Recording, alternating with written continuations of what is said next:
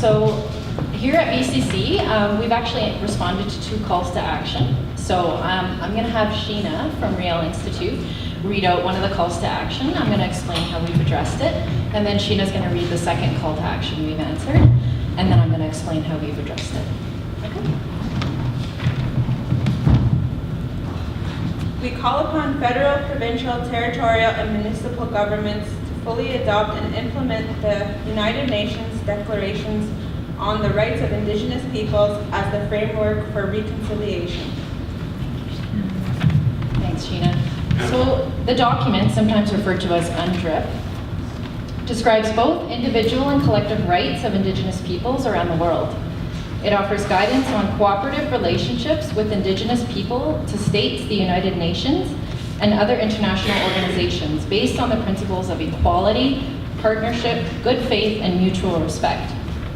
It addresses the rights of Indigenous peoples on issues such as culture, identity, religion, language, health, education, and community. So maybe I'll just, before I go into how we at BCC at Vibrant have responded to this call, maybe just explain that we are the stewards of the Enough for All poverty reduction strategy here in Calgary. We have 4 goals. The first one is everyone in Calgary has the income and assets needed to thrive. All Aboriginal people are equal participants in Calgary's prosperous future. All Calgary communities are strong, supportive, and inclusive. Everyone in Calgary can easily access the right supports, services, and resources. So specifically to the goal about Aboriginal people, in 2015 and 2016, Vibrant Communities hosted 3 sharing circles. The reconciliation circles have been pivotal in shifting understandings of intergenerational trauma and strengthening empathy for healing, which is essential to poverty work.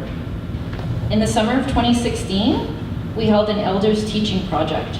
The project ran from May 14th to November 24th and incorporated 4 key elements needed for a successful Indigenous project: song, food, intent, and venue. The project engaged with over 750 Indigenous and non-Indigenous people through 1 movie screening of Elder in the Making, 3 elder teas, 1 bus ride to the Tsuut'ina Powwow, and 10 sessions around Calgary. One of the project's main priorities was to create culturally safe and appropriate spaces.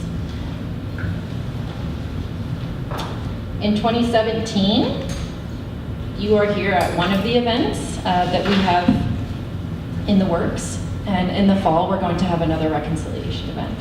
So in 2017, that's what we've done.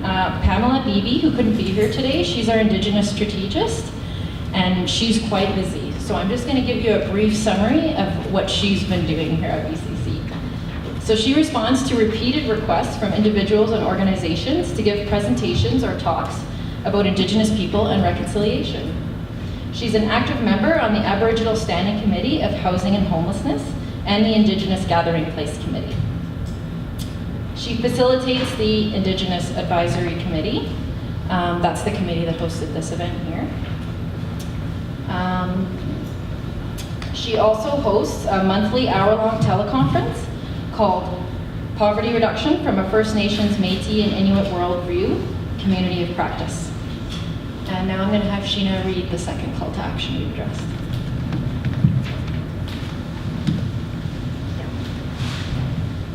We call upon all levels of government to provide annual reports or any current data requested by the National Council for Reconciliation, so that it can report on progress towards reconciliation.